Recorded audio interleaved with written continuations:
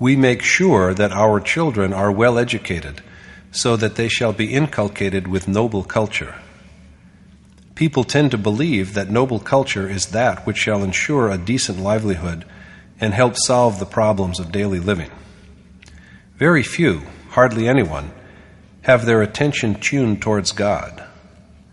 Many people even have sufficient material wealth that they perceive no need at all for calling upon God, as does the noble Arjuna to his friend and charioteer, the accomplished sage Krishna, in the Gita.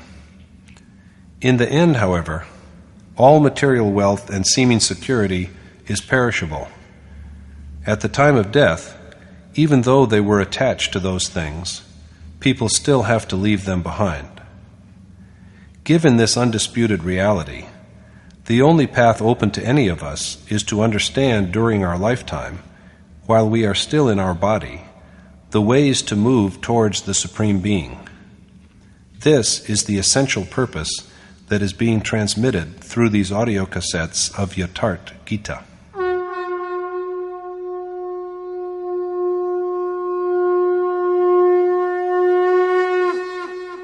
Om Shri Paramatmane Namaha. Yatharth Gita, Srimad Bhagavad Gita. Chapter 9. Stirring to Spiritual Enlightenment. Until Chapter 6, Krishna made a systematic investigation of yoga. Its precise meaning, as we have seen, is the conduct of yajna. Yajna represents that special form of worship which provides access to God, and in which the whole animate and inanimate world is offered as a sacrifice. The immortal essence is known with restraint of mind and ultimate dissolution of the restrained mind itself. The one who partakes of what is generated by yajna at its completion is a truly enlightened man, a realized sage and accomplished teacher, who is united with the eternal God, the Supreme Universal Spirit. This union, joining together of the individual and the cosmic soul, is named yoga. The conduct of yajna is called action.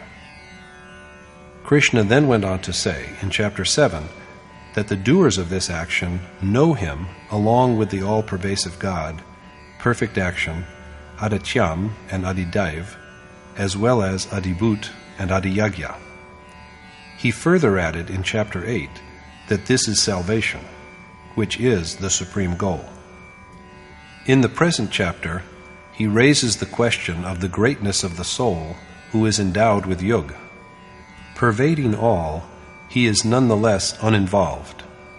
Although he acts, he is yet a non-doer. Besides illumining the nature and influence of this accomplished soul, the chapter also contains a warning against such hindrances as other gods in the way of the practice of yoga. It also stresses the importance of finding shelter under a realized sage, an accomplished teacher, who is possessed of such a soul.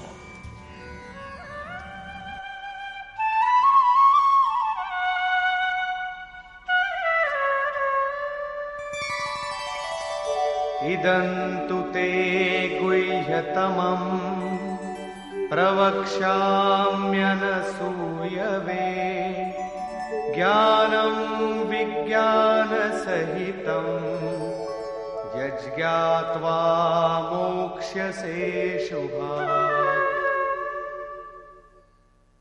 The Lord said, I shall instruct you well with analogy in this mysterious knowledge, O sinless one, Arjuna, after knowing which you will be liberated from this sorrowful world. By offering to impart this knowledge with Vigyan, Krishna means that he will illustrate it with the achievements of a great soul of attainment, how he functions simultaneously at all places, how he enlightens, and how as a charioteer he always stands beside the Self. Knowing this, Arjuna will be emancipated from this world of misery where happiness is impermanent.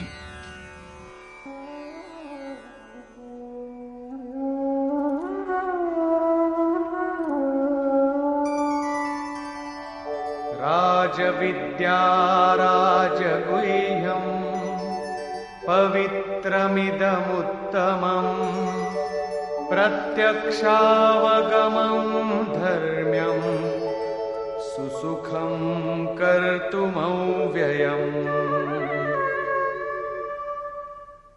This knowledge is the monarch of all learning, as well as of all mysteries, most sacred, doubtlessly propitious, easy to practice, and indestructible. Substantiated by illustration, this knowledge is the sovereign of all learning. But the word learning here does not mean mastering a language or scholarship in its usual sense. True learning is that which enables the man who has acquired it to go along God's way until he has won salvation. If he gets entangled in the vanity of his achievements or in the material world while he is on the way, it is evident that his learning has failed. His learning then is not knowledge, but a veil of ignorance. It is only regal learning, Rajvidya, or spiritual enlightenment, which is profitable beyond any doubt. It is the king of all secret teaching, because one can approach it only after the practice of yoga is brought to perfection by the unraveling of the knots of both knowledge and ignorance. Holiest of the holy, and blessed with excellence, it is also manifestly fruitful. The profit from it is so transparent.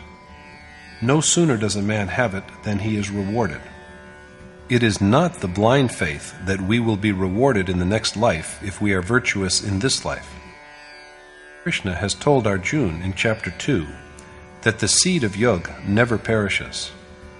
Practicing it in even a small measure provides liberation from the great fear of repeated birth and death. In Chapter 6, Arjuna requested the Lord to tell him the lot of the feeble worshipper who strays from yoga and is therefore deprived of the perception which is its final achievement.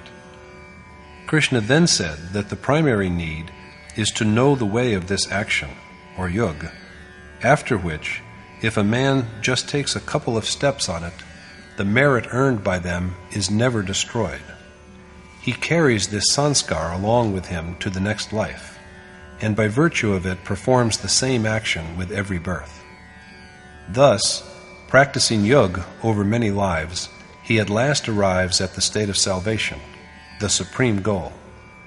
The same point is made again in the present chapter, when Krishna says that although the practice of yoga is easy and indestructible, faith is its indispensable requirement.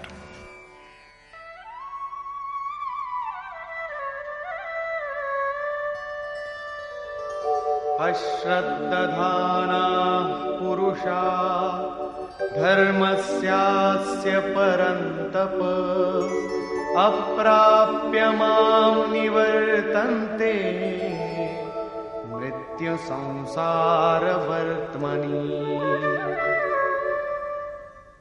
Men who have no faith in this knowledge, O Parantap, do not attain to me, and are doomed to roaming about the mortal world. Even the smallest bit of practice of this Dharma is never destroyed, but the man whose mind is not fully centered on the object of his worship undergoes repeated birth and death instead of attaining to Krishna. Now the Yogeshwar speaks about God's omnipresence. Maya tatamidam sarvam jagadavyakthamurtina matsthani sarvabhutani nachaham teshvavasthitah. The whole world is pervaded by me, the unmanifest Supreme Being, and all beings dwell within my will, but I am not in them. The unmanifest form in which Krishna exists spreads through every atom of the universe, and all beings have their life within him. But he is not in them because he exists in an unmanifest form. Since accomplished sages are one with the unmanifest God, they discard their bodies and act in the same divine state.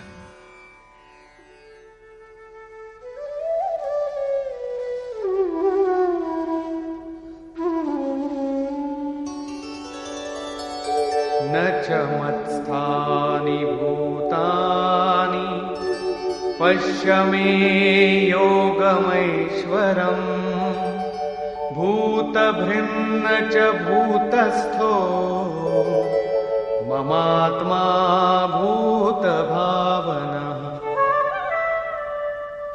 And even all beings are not within me, and such is the power of my Yogmaya, that my spirit, the creator and preserver of all beings, is not within them. Even all beings are not within Krishna, because they are mortal and dependent on nature. But such is the greatness of his yoga, that although he creates and sustains all beings, his spirit is not in them. I am in the form of the self, not within those beings. This is the achievement of yoga.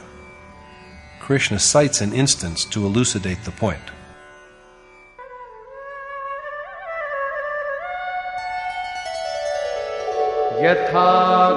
यथाकाशस्थितो नित्यं वायुः सर्वत्र गोमः तथा सर्वाणि भूतानि मत्स्थानीत्युपधारय. Be it known to you that all beings dwell in me, just as the great wind that roams everywhere always dwells in the sky. The wind is always in the sky, but cannot taint and affect its brightness. Similarly, all beings are within Krishna, but he is unblemished like the sky. The problem of the power of yoga is now resolved. So Krishna next takes up the question of what the yogi does.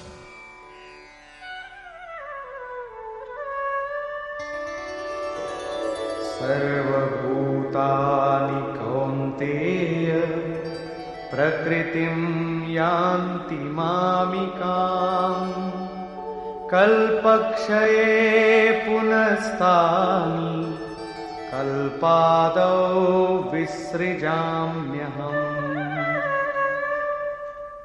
All beings, O son of Kunti, attain to my nature and merge into it at the end of a cycle, or kalp, and I recreate them at the beginning of another cycle.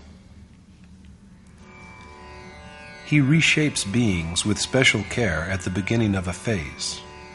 They had existed earlier, but they were misshapen. Now he gives them a more refined, more perfect shape. They who were lying in a state of insensibility, he now renders conscious. He also prompts beings to kalp in the other sense of the word. Besides cycle of time, the word kalp also means a change for the better. It is the beginning of a kalp when, escaping from demoniacal and negative impulses, a man comes by the treasure of divinity, and it comes to a close with the worshippers becoming one with God. A kalp ceases to be after its purpose is achieved. The commencement of worship is the beginning, while the culmination at which the goal is perceived is its end, the point when the soul, freed from such feelings as attachment and repulsion, which effect the creation of all beings who have to be reborn, dwells in his identical, eternal form. This is what Krishna means by saying that beings merge into his nature. But what kind of nature can belong to a sage who has annihilated all nature and become one with God? Does his nature still survive? As Krishna has said in the 33rd verse of Chapter 3, all beings attain to their own nature. They act according to their predominant property, and even the sage who has achieved knowledge by direct perception acts according to his disposition. He works for the good of those who have straggled. The conduct, the way of life, of the sage who dwells in the ultimate essence is his nature. He conducts himself according to the state of his being. At the end of Kalp, men attain to this conduct, this way of life, of realized sages, of accomplished teachers. Krishna then throws further light on the accomplishment of such great souls.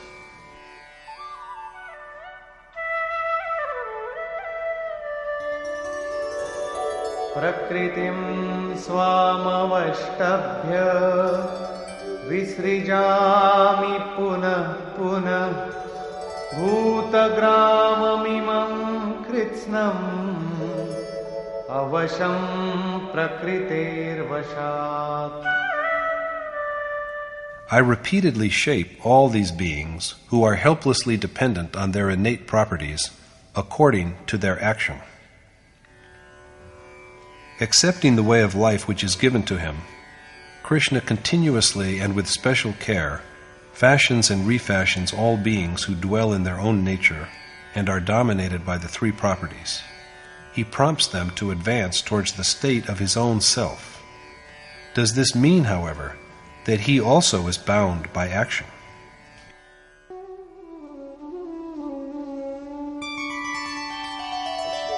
Na cha mam tani karmani nibadhanti dhananjaya udasina vadasinam asaktam teshu karmasu. Unattached and disinterested in these acts, O Dhananjay, I am not bound by action. According to the 9th verse of chapter 4, a sage's way of action is unworldly. The 4th verse of the present chapter says that he works in an unmanifest way.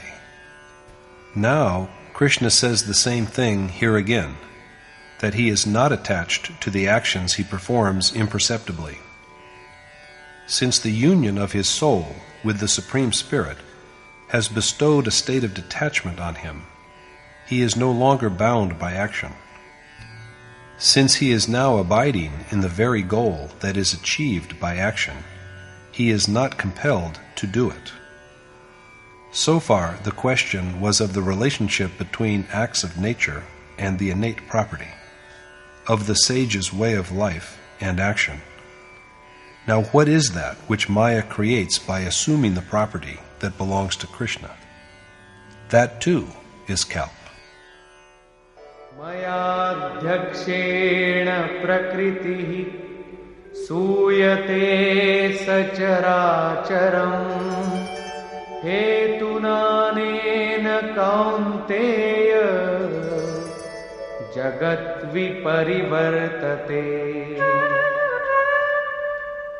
In association with me, O son of Kunti, my Maya shapes this world of the animate and the inanimate, and the world revolves like a wheel of recurrence for the aforesaid reason. By virtue of his spirit that permeates the whole world, this Maya, the three-propertied nature in both its eightfold insensate and conscious forms, shapes the animate and inanimate world. This is the inferior Kalp, and it is because of this that the world moves in its cycle of birth and death, of coming and going. This lowly Kalp that nature brings about, mutable and destructive, is accomplished by Maya by virtue of Krishna's innate property. It is not made by him, but the Kalp of the 7th verse, which marks the commencement of the supreme goal, is a creation of the sage himself. In this Kalp, he himself is the doer who creates with special care.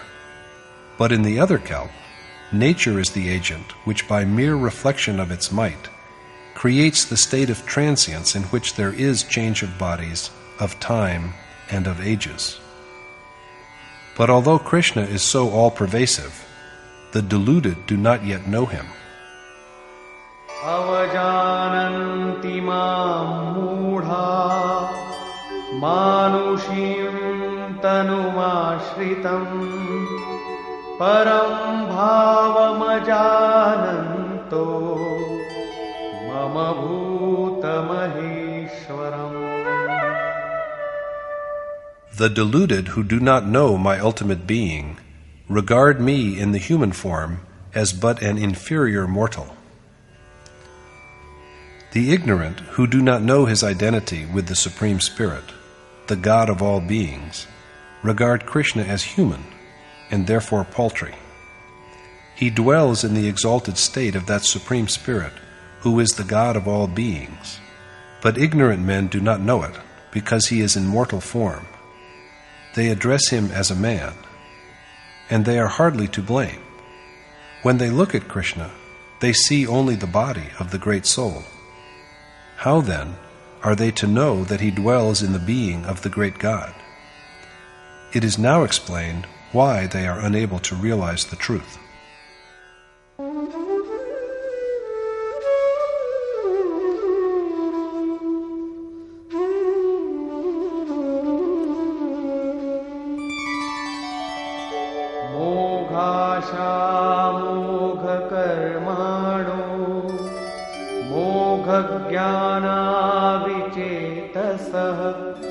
राक्षसीमासुरीं चैव प्रकृतिं मोहिनीं श्रिताः. The ignorant are, like evil spirits, afflicted with the property of darkness, and so their hopes and actions and knowledge are all futile.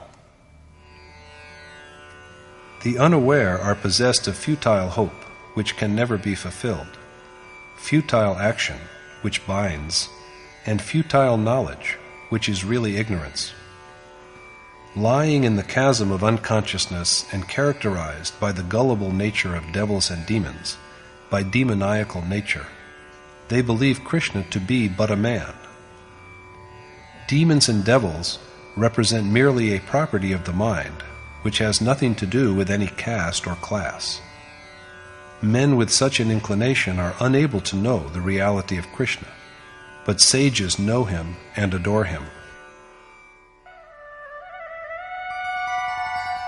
Mahatmanastu mam partha daivim prakritimashritah bhajantyananyamanaso Yatva bhutadimam vyayam.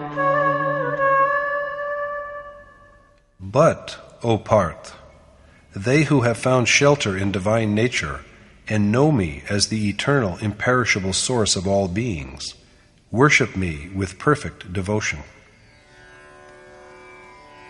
The sages who take refuge in pious impulses, the treasure of divinity, and regard Krishna as the primal source of all beings, unmanifest and eternal, always meditate upon him with devotion, only to him, and without permitting the thought of anyone else into their mind.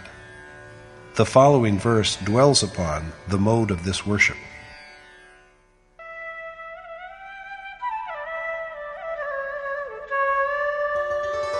Satatam kirtayanto mam yatantascha dridhavrataः namasyantascha mam bhaktya nityayukta upasate.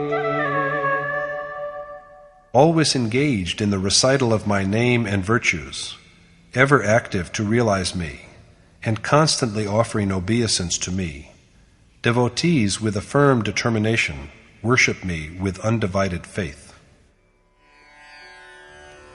Abiding firmly in the observance of the act of devotion, bowing low to Krishna in homage and dwelling in him, men who know the truth endeavor to realize him and worship him with staunch devotion.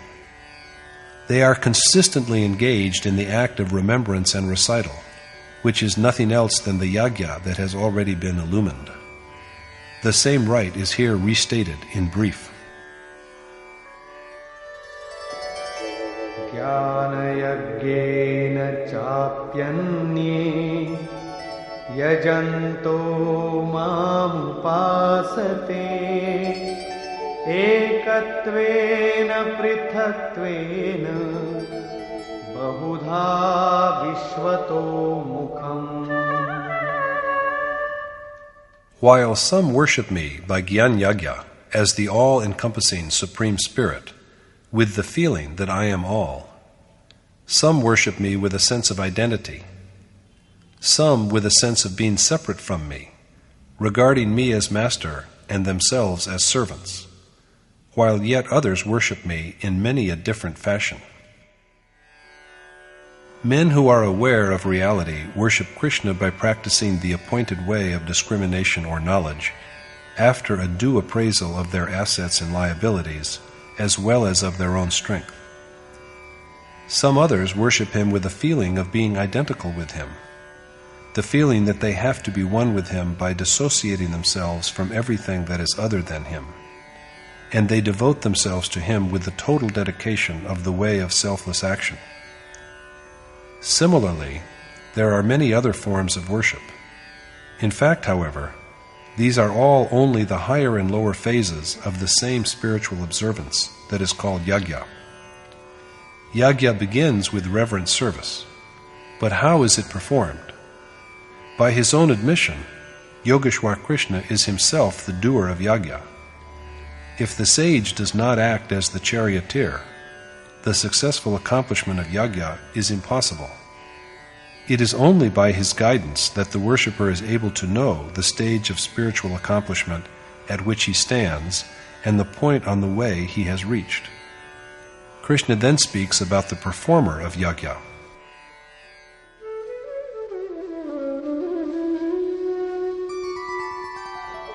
Aham kraturaham yagyah Svadhahamaham aushadham mantrohamahame-vajyam aham agniraham hutam.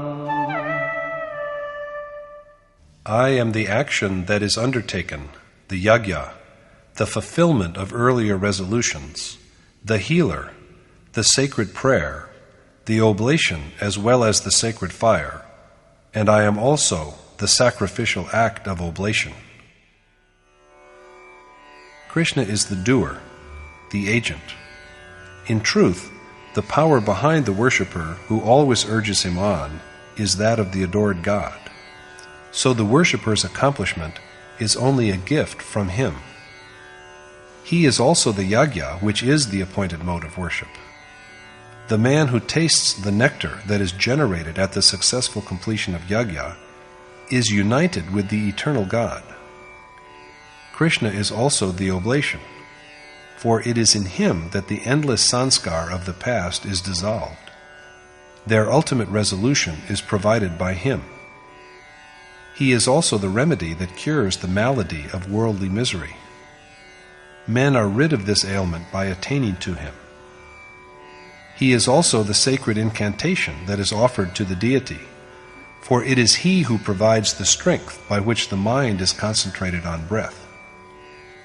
Being the one who adds to the ardor of this deed, he is also the matter which is offered as oblation. He is also the sacred fire, because all desires of the mind are burnt out in his radiant flame. And he is also the sacrificial act of yagya. Here Krishna repeatedly speaks in the first person. I am. I am. The implication of this is only that it is he who stands inseparably with the individual self as an inspiration and leads the observance of yagya to successful completion by constant appraisal. This is named Vigyan. The most revered Maharajaji would repeatedly tell us that the act of devotional adoration does not begin until the revered God appears as the charioteer to restrain each single breath. We may close our eyes, engage in the act of pious adoration, and mortify the senses by severe austerities, but unless the desired God comes down to the level at which we are and stands inseparably and watchful by the self, the essence of worship cannot be gained. This is why Maharajaji used to say, "If you but behold me, I shall give you everything." It is the same as Krishna saying, that He is the doer of all.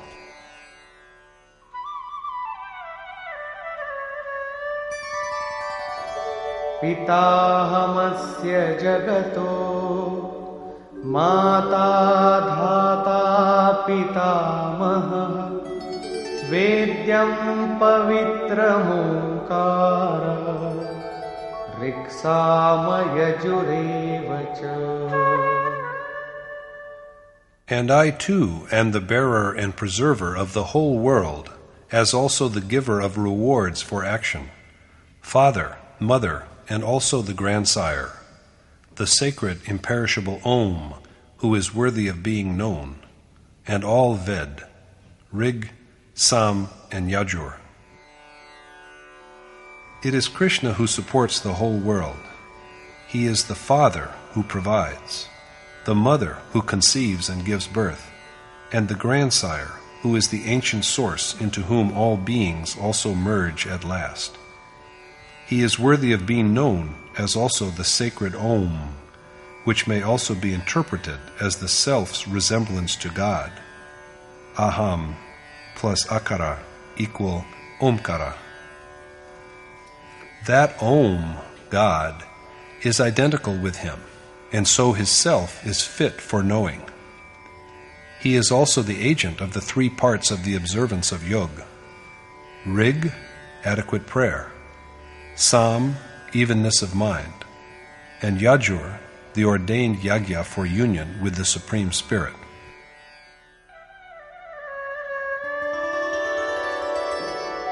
Gatir bharta prabhu sakshi nivasa sharanam surit prabhava pralaya sthanam nidhanam vyayam. I am the supreme goal, the sustainer and Lord of all, the maker of good and evil, the abode and shelter of all, the benefactor who wants nothing in return, the beginning and the end, the fountainhead as well as that in whom all beings are dissolved, and also the indestructible primal energy. Krishna is the salvation that is the ultimate goal that everyone wishes to attain to. As the witness who stands as an onlooker and knows everything, He is the master of all beings. He is the imperishable primal cause, and He is also the doom, the destruction, in whom all good and evil are dissolved. He possesses all these glories. Moreover, Tapamyahamaham varsham nigrihnamyutsrijami cha amritam chaiva mrityuscha sadasachaham arjuna. I am the sun that burns. I draw the clouds and also make them rain. And, O Arjuna, I am the draught of immortality as well as death, and I am also both substance and shadow. He is the sun, the giver of light, and yet there are many who regard Him as unreal. Such men are victims of mortality, and so Krishna is also the punishment that is meted out to them. Traividyamam somapah utapapa yagyairištva svargatim prarthayante te punyamasadya surendra lokam ashnanti divyan divideva bhoga. Men who do pious deeds enjoined by the three Ved, who have tasted nectar and freed themselves from sin, and who wish for heavenly existence through worshipping me by yagya, go to heaven, Indralok, and enjoy godly pleasures as a reward for their virtuous acts. Although they practice all the three parts of worship, prayer, rig, equal conduct, sam, and union, yajur, partake of the dim light of the moon, rayi, the form-giving substance, rid themselves of sin, and worship Krishna by the prescribed mode of yagya, such men pray for the attainment of heaven, because of which they are rewarded with mortality and have to be reborn. They worship him and also adopt the appointed mode, but they beseech for heavenly joys in return. So rewarded for their piety, they go to the abode of Indra and enjoy the celestial pleasures of gods. Krishna is thus also the provider of these pleasures. Te tam bhuktva svargalokam vishalam Kshine punye martyalokam vishanti Evam trayi dharmamanuprapanna Gata gatam kama kama labhante. With the gradual wearing out of the merits of their piety, they go back to the mortal world after enjoying the pleasures of great heaven. And it is thus that they who seek refuge in the desire-oriented action prescribed by the three Ved and covet joy are condemned to repeated death and birth. The yagya they perform, as well as its threefold means, prayer, evenness of mind, and dedication that unites, is the same, and they also seek refuge in Krishna, but they have to undergo rebirth because of their desires. So it is of the utmost importance that desire is thoroughly subdued. But what is the lot of those who are liberated from all desire?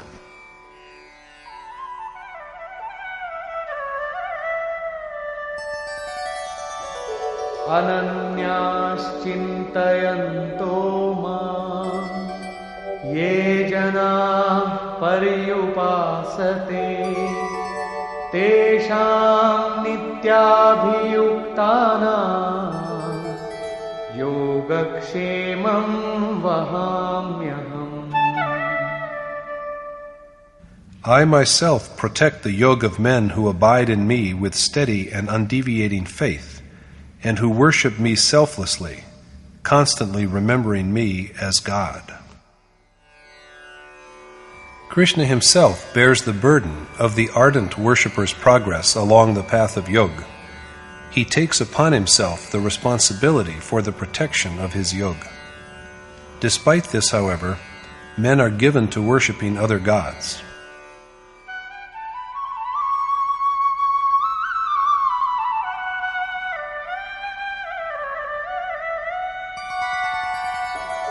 Yepyanya devata bhakta yajante shraddhayanvita tepi mameva kaunteya yajantya vidhipurvakam. Although even covetous devotees indeed worship me in worshipping other gods, their worship is against the ordained provision and therefore enveloped by ignorance.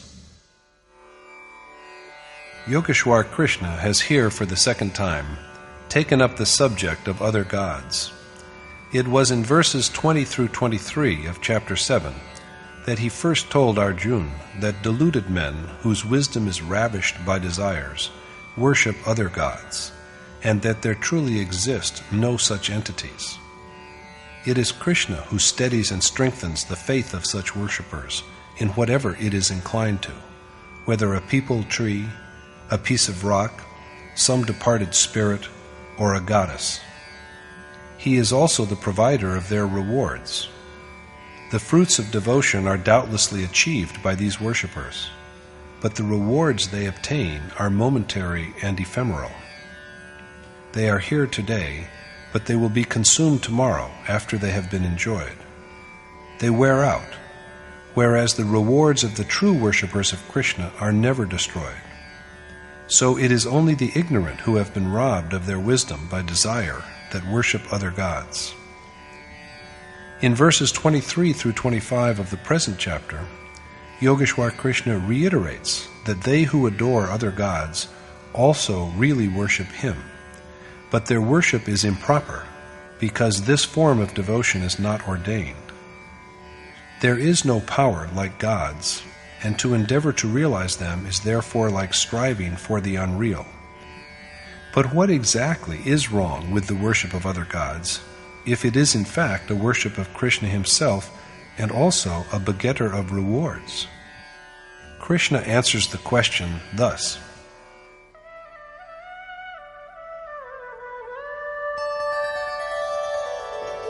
Aham hi sarvayajnanam bhokta cha prabhureva cha na tu mam abhijananti tatvena taschavanti te. They have to undergo rebirth because they are ignorant of the reality that I am the enjoyer as well as the master of all yajna.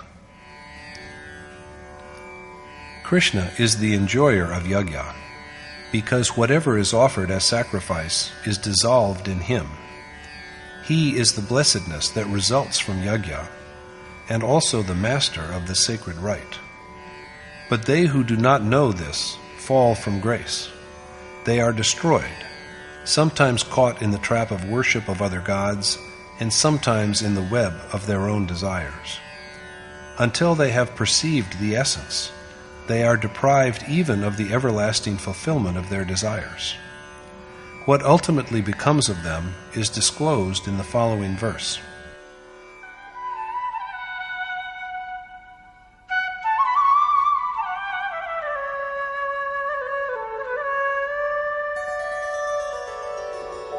Yanti devavrata devan pitrinyanti pitrivrata bhutani yanti bhuteja yanti madhyajinopima. Men who are devoted to gods attain to gods. Worshippers of ancestors attain to their ancestors. Worshippers of beings attain to the state of beings, and my worshippers attain to me. Rather than really attaining to gods because they are non-existent, their worshippers just delude themselves with fancies. They who practice ancestor worship are trapped in the abyss of the past. Worshippers of beings end up in mortal bodies. But they who are single-mindedly dedicated to Krishna attain to him. Although yet in their mortal bodies, they truly become him. That is the identity of the worshipper with the adored God. And such worshippers never come to grief. Moreover, even the mode of this worship of Krishna is so simple. Patram pushpam phalam toyam yo me bhaktya prayachati tadaham bhaktyuparitam ashnami prayatatmana. I lovingly accept the offerings of leaves, flowers, fruit, and water the selfless worshipper makes to me with true devotion. This loving acceptance by Krishna of whatever offering is made to him by the earnest and devoted worshipper is the commencement of devout reverence. Therefore, Yat karoshi yadashnasi yajjuhoshi dadasi yat tapasyasi kaunteya tad kurushva madarpanam.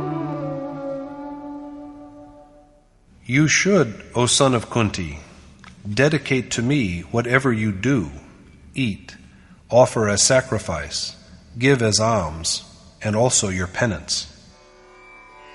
Krishna will bear the responsibility for guarding the sphere of Arjuna's yoga if he performs all his deeds, from the humble act of eating to the mortification of his mind and senses to shape them in accordance with the nature of his quest, with a sense of total resignation.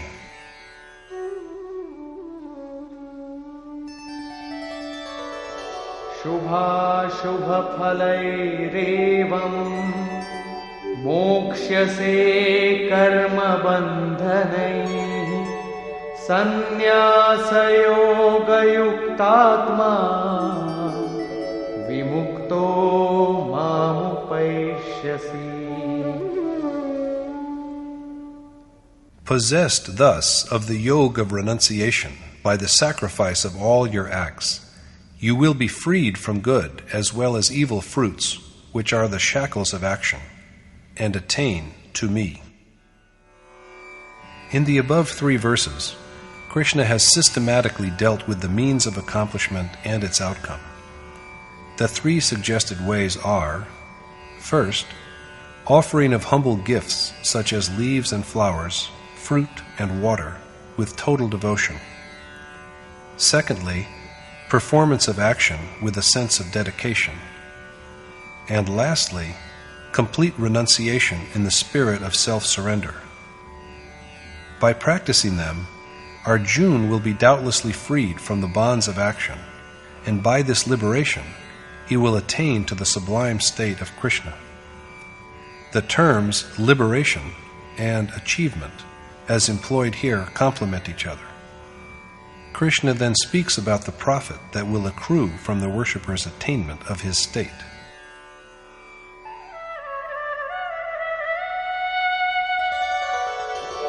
Samoham sarvabhuteshu na me dveshosti na priyah ye bhajanti tumam bhaktya mahite teshu chapyaham. Although I abide evenly in all beings, and there is no one who is either dear or hateful to me, worshippers who contemplate me with loving devotion abide in me, and I in them. Krishna pervades all beings in an equal way, but he has a special relationship with his wholly dedicated worshippers, for they live in him and he in them. This is the only kinship he knows. The worshipper's mind and heart overflow with Krishna's presence, and there is then no difference between the one and the other. Does it mean, however, that only the most fortunate are privileged to undertake this act of divine adoration? In Yogeshwar Krishna's words,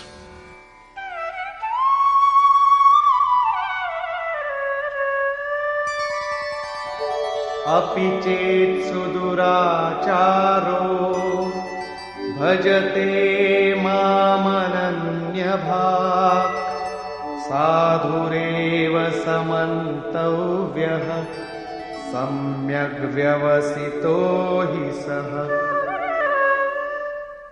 Even if a man of the most depraved conduct worships me incessantly, he is worthy of being regarded as a saint, because he is a man of true resolve.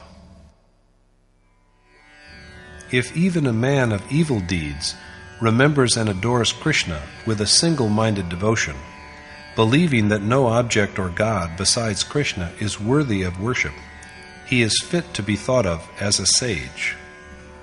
He is not yet a saint, but there is at the same time not even the least doubt of his becoming one, for he has devoted himself to the task with real determination. So everyone, you and I all, whatever be the circumstance of our birth, are entitled to the act of worship. The only condition is that the worshipper is a human, because man alone is capable of true resolve. The Gita is thus meant for the upliftment of sinners, as Krishna says,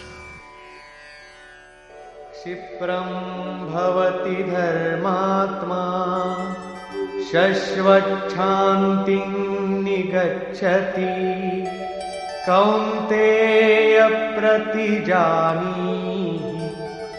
न मे भक्तः प्रणश्यति. Thus he shortly grows pious and achieves eternal peace. And so, O son of Kunti, you should know beyond any doubt that my worshipper is never destroyed. If engaged in devotional contemplation, even a wicked man soon grows righteous, becomes one with the Almighty God, and realizes the ultimate imperishable repose. Arjuna is told to keep it in mind that Krishna's earnest devotee is never destroyed. Even if the effort somehow grows feeble, in the next life it is resumed from the very point at which it was discontinued earlier, and, beginning with what was done before, the worshipper presently attains to the most sublime peace. Therefore, all men of virtuous as well as of unrighteous conduct, and all others have the right to contemplate and adore. More than this, Mam hi partha vyapashritya yepi syuh papayonayah striyo vaishyastatha shudrah tepi yanti param gatim. since even women, Vaishya and Shudra, whose births are regarded as inferior, attain, O Part Arjun, to the supreme goal by taking refuge in me. What Krishna is saying here is that even women, Vaishya and Shudra, as well as those other beings whose births are regarded as inferior to human births, such as animals, birds, bees, and insects, attain to the supreme goal by taking refuge in Him. Vaishya and Shudra stand for, as we have seen, only different stages of the path that leads to God. Women have been at times honored and at times denigrated, but they, as well as those at the Vaishya and Shudra stage, have an inherent and equal right to the performance of yoga. So the teaching of the Gita is for all of humanity, for all men and women, irrespective of their conduct and circumstance of birth or current stage of spiritual growth. It instructs all of us without any discrimination in what is propitious. The Gita thus embodies a universal message. Regarding inferior births and throwing light upon demoniacal nature, Krishna points out in verses 7 through 21 of chapter 16 that they who give up sacred precepts and only pray for name's sake out of conceit are the most despicable among men. They who make vain prayers, which are but only nominally yagya, and do not revere the Supreme Being, are cruel and sinful.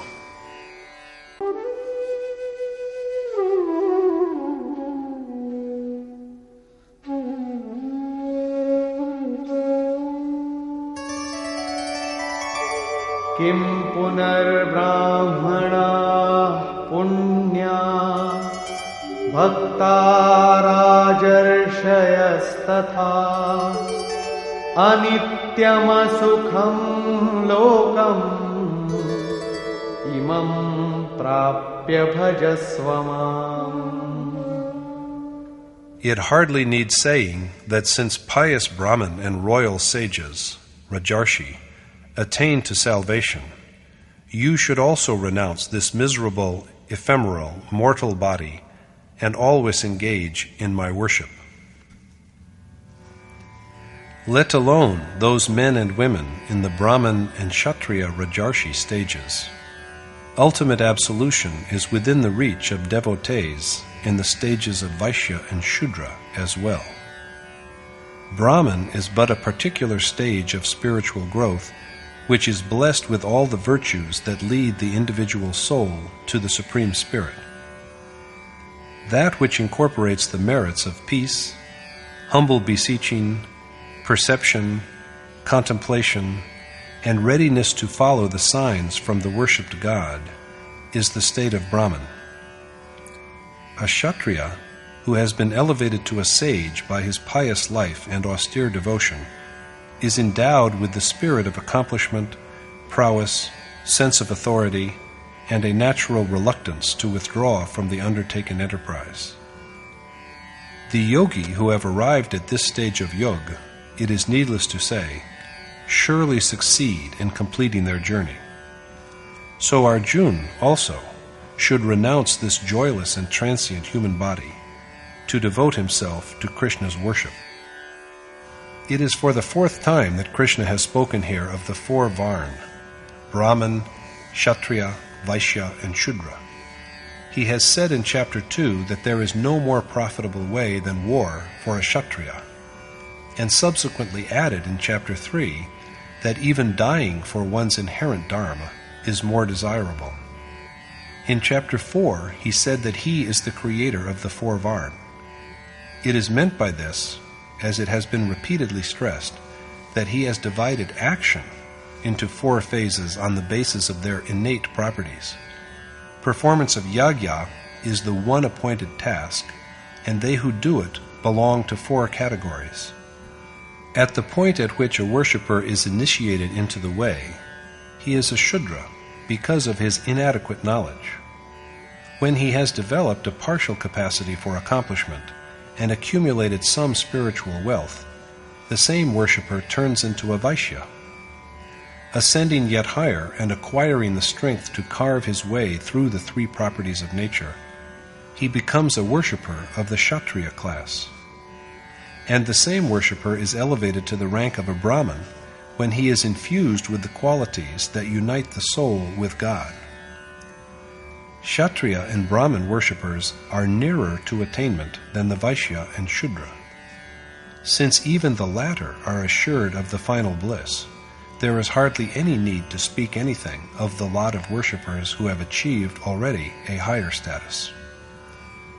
Also, the Upanishad, of which the Gita is an abstract, abounds in allusions to women who were endowed with the sublime knowledge of God. Even all the strenuous but futile attempts to codify the rites and prohibitions derived from the spiritually timid and conventional study of the part of Ved known as the work cannot make us ignore the unambiguous assertion by Krishna that women, as well as men, can participate in the ordained action of performing the worship that is named yajna. So it is but proper that his last words to Arjuna in the chapter are words of encouragement for carrying out the deed of worship with firm devotion.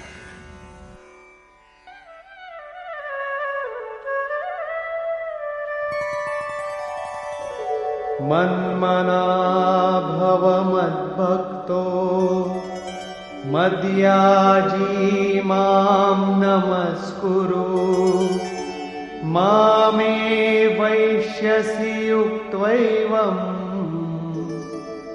atmanam matparayanah.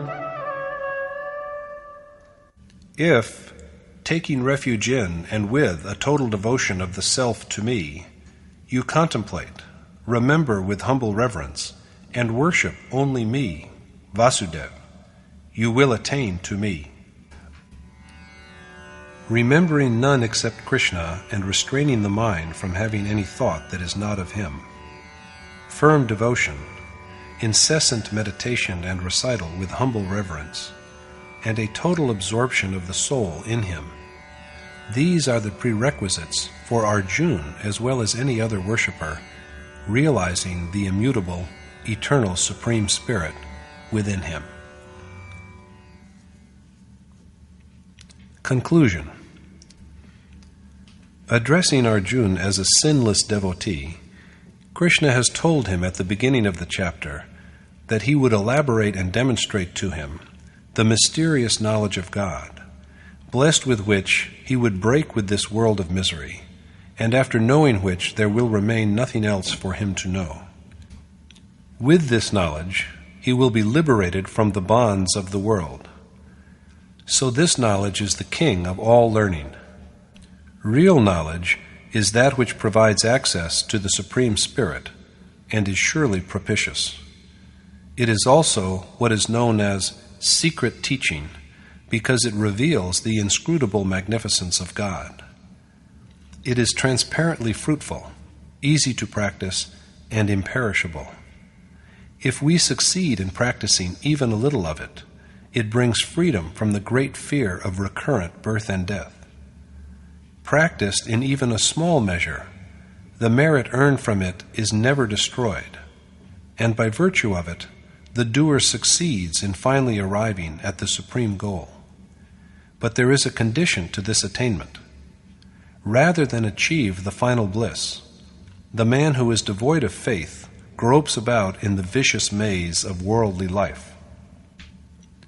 Men of discrimination understand the changes, the rise and fall, of what has elsewhere herein been referred to as yug dharma. They give up unrighteousness to restrain the mind and engage in piety. When the restrained mind, too, is dissolved, the kalp, along with its different ages, or yug, comes to a close. After bringing about the union with perfection, the kalp also ceases. This is the doom, as it is called, in which nature is dissolved in the soul. After this, the sage's way of life is his innate quality, his nature. Yogeshwar Krishna has then told Arjuna that ignorant men do not know him. They regard even him, the God of gods, as of no importance and as a mere mortal. This ironic situation of being ignored by contemporaries has faced every great sage.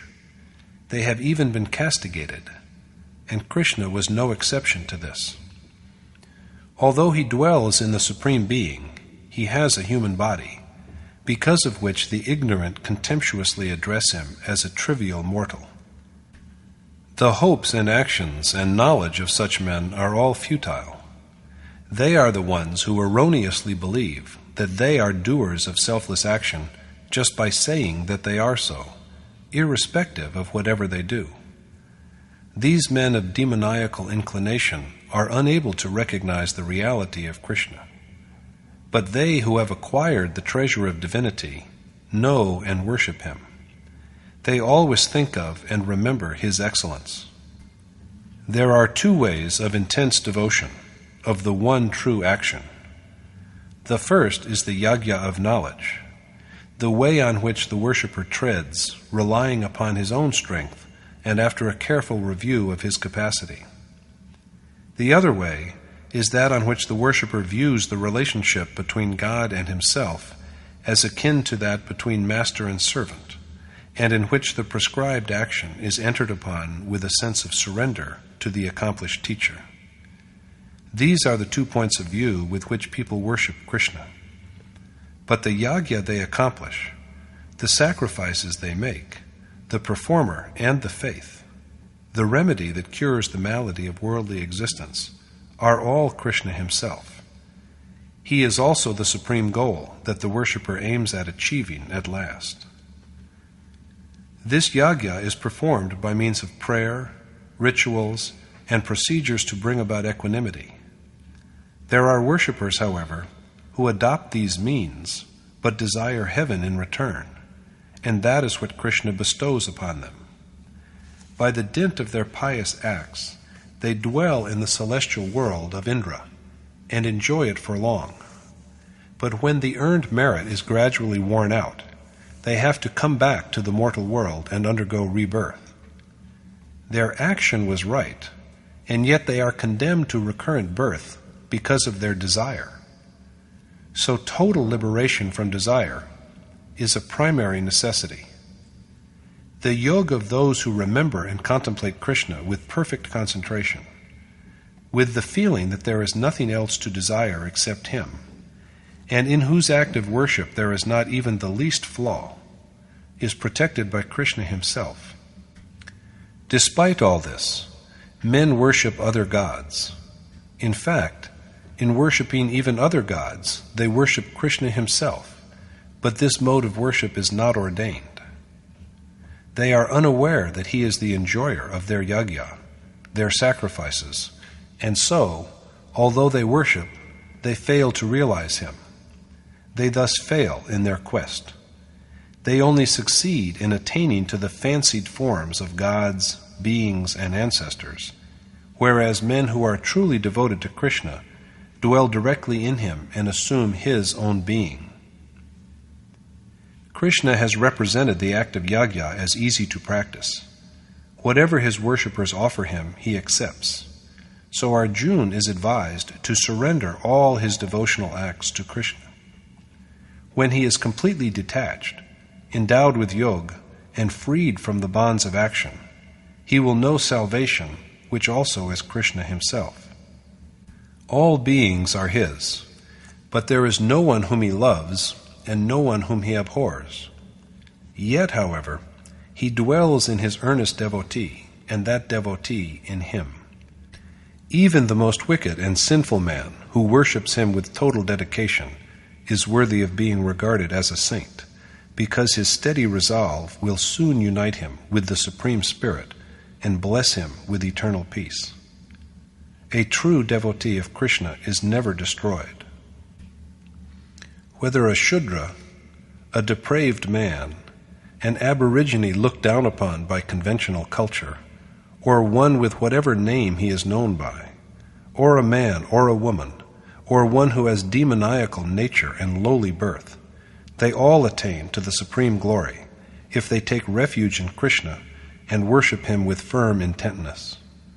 So there is absolutely no doubt about the ultimate salvation of those who have reached the stage of Brahman and royal sages, Rajarshi, who are well endowed with virtues that unite the soul with God. Their final absolution is assured beyond any doubt. And so Arjuna, too, should always remember and be reverent to Krishna. If he seeks shelter under him, he will attain to him and thus secure a state from which there is no going back. Thus, in the present chapter, Krishna has dwelt upon the spiritual knowledge which he himself brings to the state of consciousness. This is the sovereign knowledge, which is, after it has once been awakened, doubtlessly propitious. Thus concludes the 9th chapter in the Upanishad of the Srimad Bhagavat Gita on the knowledge of the Supreme Spirit, the science of yoga, and the dialogue between Krishna and Arjuna, entitled Rajvidya Jagriti, or Stirring to Spiritual Enlightenment. Thus concludes Swami Adgadanand's exposition of the 9th chapter of the Srimad Bhagavat Gita in Yatart Gita. Hari Om Tat Sat.